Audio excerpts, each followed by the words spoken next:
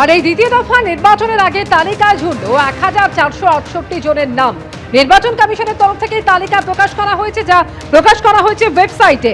ট্রাইব্যুনালে ছাড়পত্র পাওয়া 1468 জন ভোটারের তালিকা প্রকাশ করা হলো। ভোটার তালিকায় জুড়ল 1468 জনের নাম, তবে বাদ পড়ল 6 জনের নাম।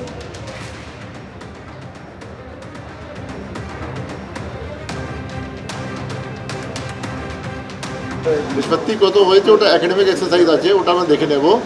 এটা আমাদের ইমিডিয়েট ছিল ইসিআই, যে রাত্রি 12টা পরে যেটা আছে তৈরি হলো, যত পর্যন্ত ফেজ 2-তে 142 সিটসে নিষ্পত্তি হয়েছে, যেটা ম্যাটেরিয়াল ডিফারেন্স হবে, যেখানে আপনার ভোট দিতে পারবে মানুষ ইয়া ভোট কেটে যাবে, ওটা যে আছে ওটা আমি বললাম আপনাকে ফিগার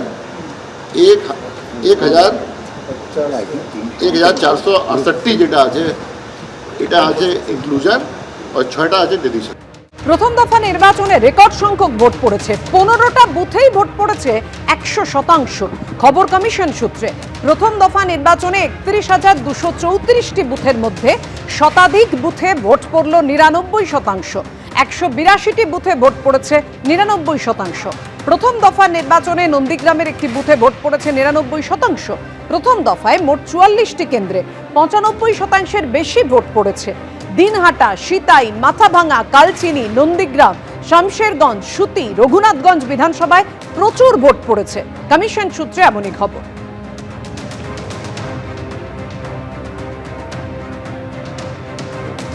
কাল দ্বিতীয় তথা শেষ দফা নির্বাচন এবং মোট 7 জেলার 142 আসনে ভোট গ্রহণ শুরু হতে চলেছে আগামীকাল সকাল থেকে। তার আগে আজকে ডিসিআরসি কেন্দ্রগুলিতে সকাল থেকে চূড়ান্ত ব্যস্ততা, তার কারণ ইভিএম সহ অন্যান্য ভোটের প্রয়োজনীয় সরঞ্জাম নিতে সেখানে পৌঁছে গিয়েছেন ভোটকর্মীরা, আর সেখান থেকেই পৌঁছে যাবেন ভোট কেন্দ্রগুলিতে।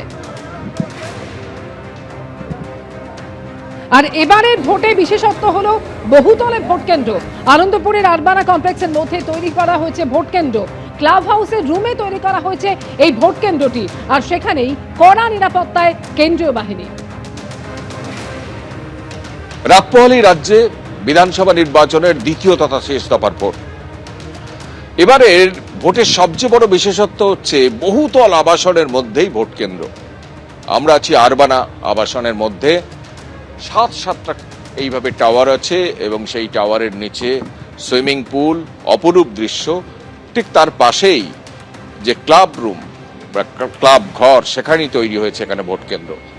আমরা সেই ছবি সরাসরি দেখছি যে কমপ্লেক্সের মধ্যে এইভাবেই ভোট কেন্দ্র তৈরি হয়েছে এবং এখানেই আগামীকাল সকাল থেকে 7টা থেকে এখানেই ভোট গ্রহণ শুরু হবে। এখানকার আবাসিকরা সেই ভোট দেবেন।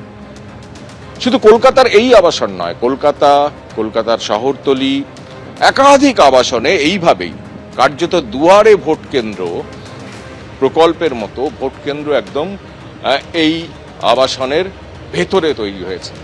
নিজের কমপ্লেক্সের মধ্যে ভোট, ঝামেলা নেই, কিচ্ছু নেই। বাড়ি থেকে বেরিয়ে সবাই আড্ডা গল্প মারতে মারতে এসে ভোট দেবে, চলে যাবে।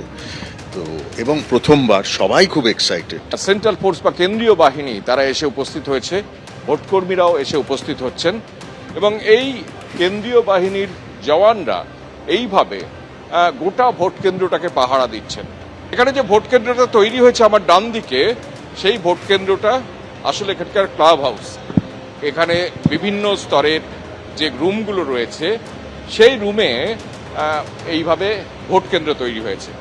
আমরা এখানে ইতিমধ্যেই কমিশনের তরফ থেকে পোস্টার দিয়ে দেওয়া হয়েছে, অর্থাৎ কসবা বিধানসভা কেন্দ্রের অধীন এখানেই ভোট গ্রহণ শুরু হবে আগামীকাল।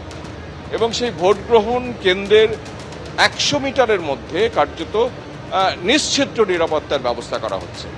এই ভেতরে যেখানে ভোট দান পর্ব চলবে, সেখানে কাউকে ঢুকতে দেওয়া হচ্ছে না। আমার বাঁদিকে ক্যান্টিন আছে, সেই ক্যান্টিন বন্ধ রাখার নির্দেশ দেওয়া হয়েছে। আগামীকাল পুলিশের নির্দেশে এই কমপ্লেক্সে বাইরে থেকে কারো ঢোকা কার্যত নিষিদ্ধ। এমনকি যারা বাড়িতে কাজ করেন তারা আগে থেকে তার পরিচয়পত্র দিয়ে তাদের ঢোকার ব্যবস্থা করা হচ্ছে।